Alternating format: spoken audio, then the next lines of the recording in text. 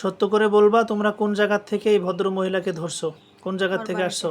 ওর বাড়িটা, কি ওর বাড়িটা, ওর বাবার বাড়িটা। বাবার বাড়িতে?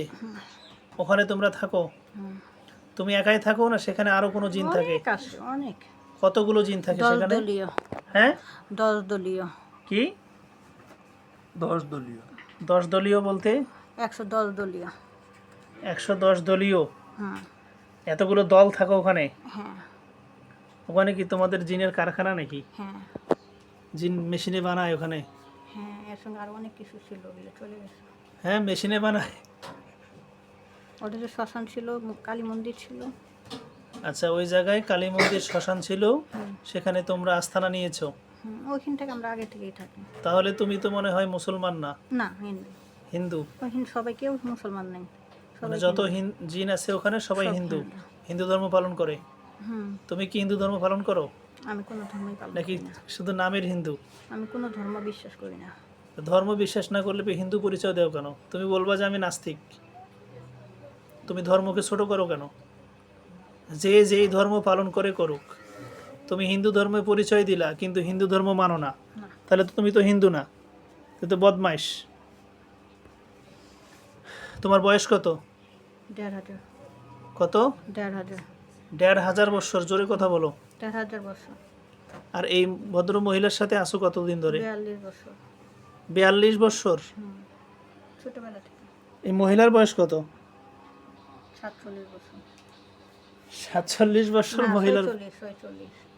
46 বছর মহিলার বয়স, তোমরা আসো 42 বছর ধরে। তার মানে যখন 4 বছর বয়স তখন থেকে তোমরা আসো? আরো আগে ধরতে চাইছিলাম, ধরিনি। আর আগে তো কি মানে মায়ের পেটে যখন ছিল লক্ষ্য ছিল। তখনই তোমরা ধরতে চাইছিলা? আচ্ছা ওনার মা বাবা ভাই বোন অন্য কারো সমস্যা আছে? আসে, সবার সঙ্গে আসে। হ্যাঁ সবার সঙ্গেই আসে। সবার সাথেই আছে। আচ্ছা তুমি যে এই ভদ্র মহিলাকে ডিস্টার্ব করো, না, আগে করি। তার ক্ষতি করো? এই কয়েকদিন হলো, কয়েক মাস হলো করতেছে। আগে ক্ষতি করো নাই? আগে উপকার। আপনারা কি জানতে পারছিলেন যে ওনার উপরে জিনের সমস্যা আছে? 1 বছর হলো জানে ওরা। 1 বছর ধরে জানি।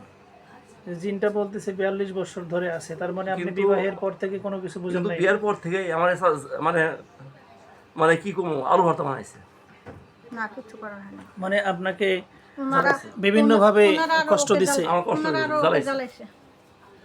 মানে দেখা গেছে যে দেখা গেছে যে হুট করে আপনাকে সন্দেহ করতেছে, না না, হুট করে আপনাকে মিথ্যা কথা। দেখা গেছে যে বিভিন্ন সময় বিভিন্ন প্রেসার দিচ্ছে, প্রেশার। হুট করে মনোমালিন্য হচ্ছে, রাগ হ্যাঁ, করে রাগ থাকতেছে, করে। কথা বলা বন্ধ, রান্না বান্না বন্ধ, খাওয়া বন্ধ। রান্না বান্না বন্ধ না, কিন্তু মিথ্যা কথা। অনেক বাইরে ভালো। গেছি তাড়াতাড়ি আসো, বাসায় আসো। আমি অনেক ভালো, মিথ্যা কথা এগুলো। তো ওনার স্বামী যে এটা বলতেছে তুমি এগুলো করো নাই? না, করো নাই? ওনারা ওনাদেরকে অশান্তিতে রাখো নাই? আমার অশান্তি লাগছে বিয়ের পর, হ্যাঁ 3 দিন পর থেকে। তাহলে এখন ক্ষতি করতেছো কেন 1 বছর ধরে? 1 বছর হইলো আমার জ্বালা যন্ত্রণা দিতেছে, যে 1 বছর ধরে তোমাকে জ্বালা যন্ত্রণা দিচ্ছে? কিভাবে? কোনো থেকে দিতেছে। কিভাবে? ওরা তো বুঝবে না তুমি কোনটাতে কষ্ট পাচ্ছ, ওরা তো কেমনে বুঝবে? তুমি বলো ওরা কি করে সেটার কারণে তুমি কষ্ট পাও, সেটা বলো। ঘরের মধ্যে পানি ছিটায়, পানি পড়া খায়, তাবিজ দেয় শরীরে।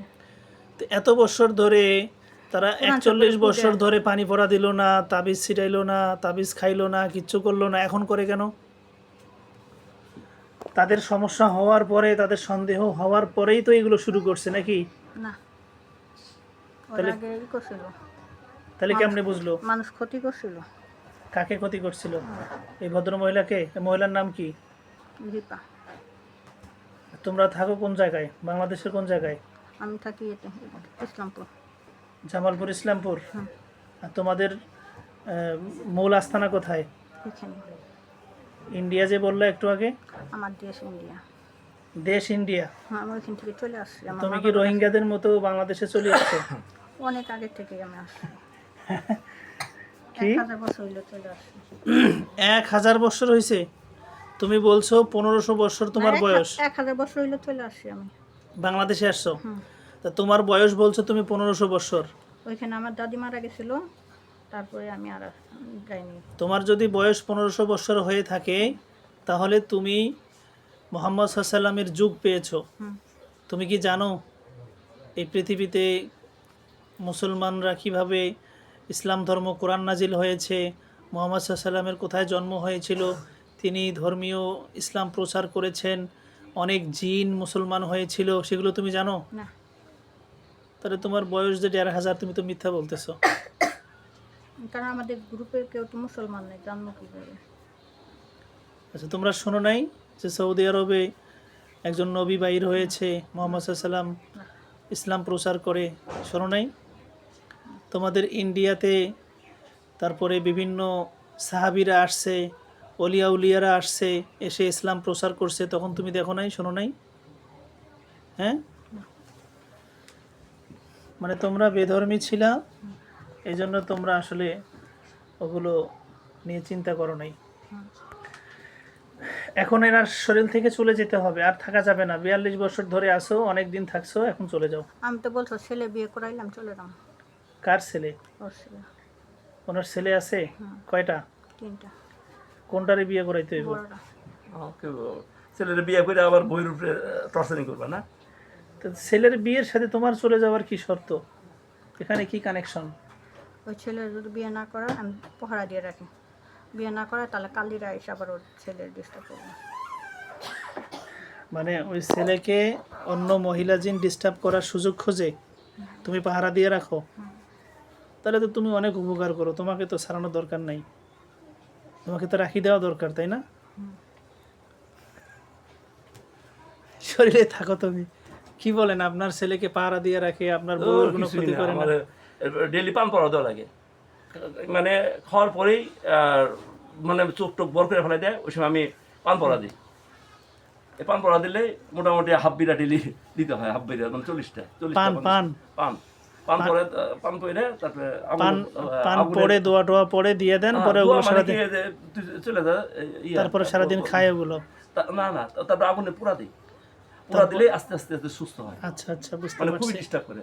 আচ্ছা, বুঝতে পারছি। আর ঘরে গন্ধ, মানে এই আমি আগে ওই আর আমি আগে পাইতাম, ওইখানে হুজুর আছে, একটু ডাক দেন তো ওই হুজুরকে।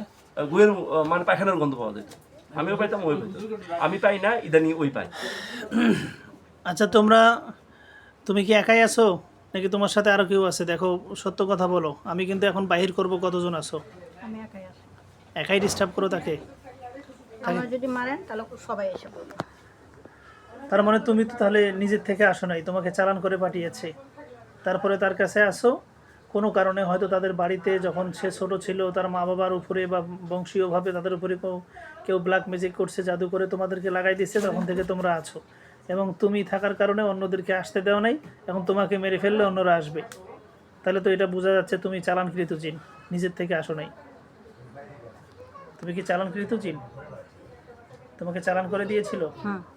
হ্যাঁ, দেখছেন, সত্যটা পাওয়া গেছে। কদিন আগে ওই যে যখন মায়ের বাড়িতে ছিল, বাবার বাড়িতে ছিল, ছোটবেলায় ক্ষতি করছে।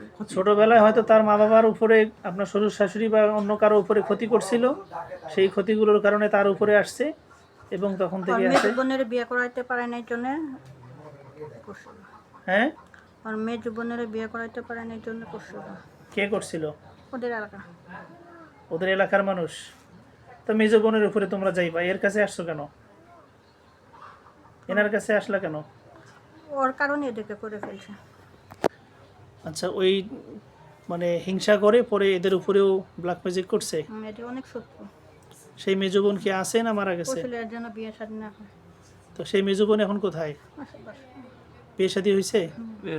ওর বাসা মানে জিন ভূত, মানে ইয়ে আছে, সমস্যা সমস্যা আছে। তাহলে তো এর কথার সাথে মিলে যাচ্ছে যে মেজ বোনকেও যে ব্ল্যাক ম্যাজিক করছিল, তাহলে বোঝা যাচ্ছে যে তার উপরেও ক্ষতি করছিল, এবং হিংসা করে আপনার স্ত্রী, আপনার শ্বশুর শাশুড়ি সবার উপরে ক্ষতি করছিল। ভাইয়েরও কিন্তু এই প্রবলেম।